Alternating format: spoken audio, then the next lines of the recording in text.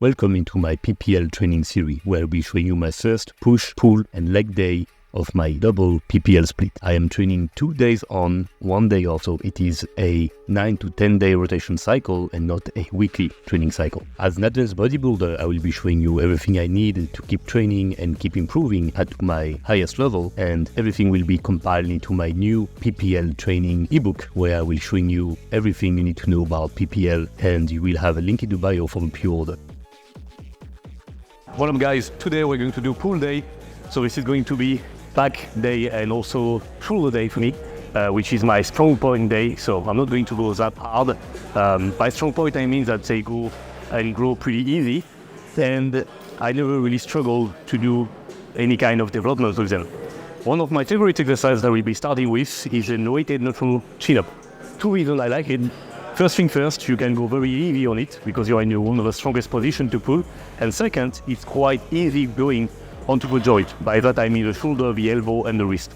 So I'm just going to ramp up and do multiple sets of low reps, basically cluster sets, or as you would call it, I think it's high set low reps. Basically going to aim for 6 sets of 3 low reps, basically. But I prefer to do low rep, high set for my weighted chin-up to ensure that I have a proper form and can go maximum power output each set.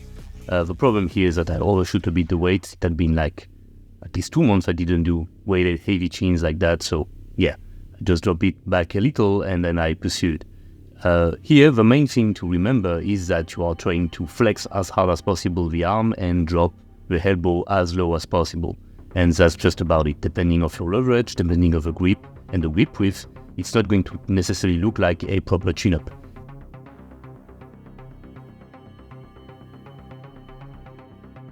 So, I really love this machine. I've been showing you this one quite a few times already into my workout training. So, there are 3 things that I really like with this one that can really help you go to the next level with your back movement and pulling workout. First thing is that the handle can go in every direction. So, there is literally no possibility for you to have any kind of joint discomfort with that, because you can do whatever you want.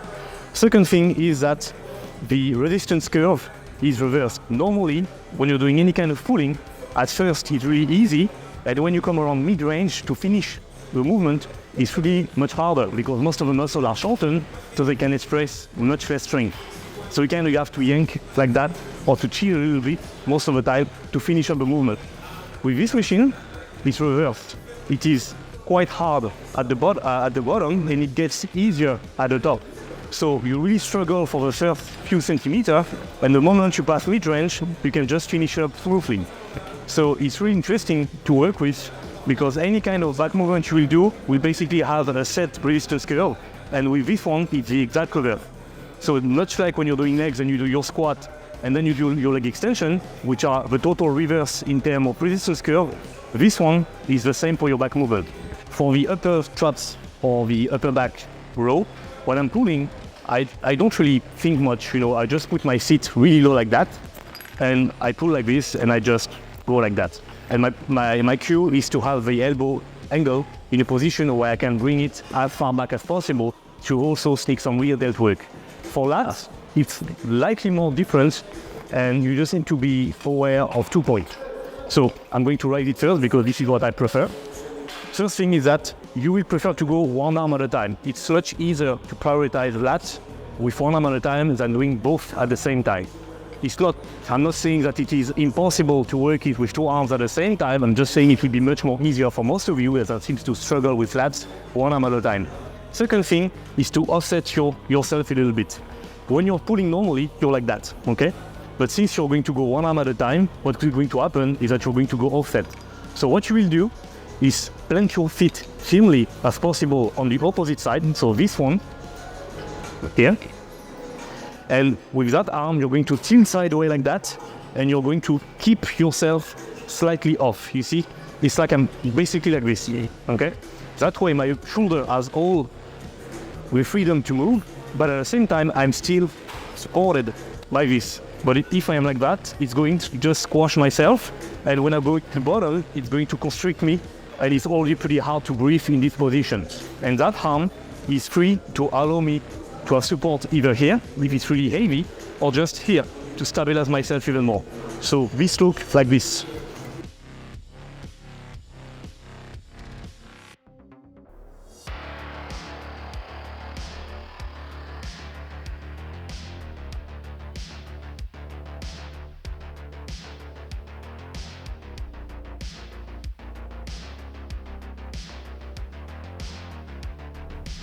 After that, I went on to the BTN pull-down exercise, which is something that is still quite controversial nowadays. But I can tell you for a fact that behind the neck press or pull up, pull down, are pretty safe exercises and that are actually fantastic for you in order to get a better rotator cuff exercise, especially for the external one.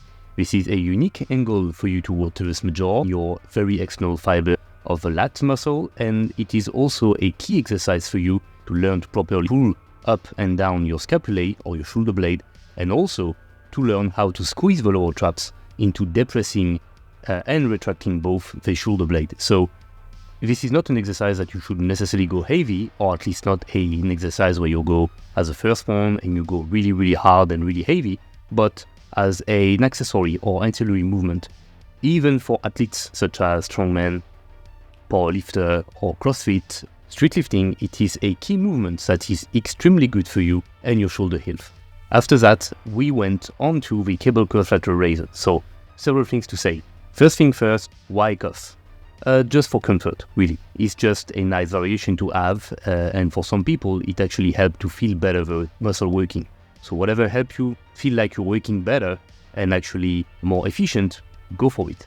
After that, you need to check for the height resistance. There is something called resistance curve and it needs to have its own video. But basically for your cable lateral raises, the better thing you can do is to have the cable set at hand level. This way you have a perfect rotation movement and the perfect leverage to go and raise your elbow and not have it too low, but to have the perfect line of resistance. That way your deltoid is worked from the top all the way down to the bottom, and it is also way better for your shoulder, heels and joint to have an axis of resistance like that.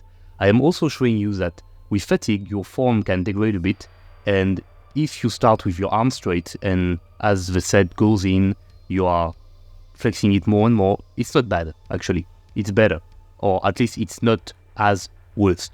And last thing I want to say is that you will not be able to do a proper lateral raise without moving your shoulder blade. So your traps is going to work and it's fine. Same thing here for the rear delt flies. It is totally normal to let your shoulder blade move, protract and retract to have a proper and complete upper back and rear delt workout for you to have a complete shoulder rhythm and a normal muscle tension to length relationship.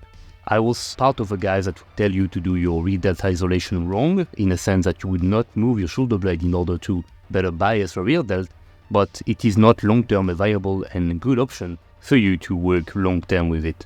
And I am already done with the video. Thank you so much for watching. Thank you so much for subscribing, for liking and commenting, and I'll see you soon for the leg day. Enjoy. Seb.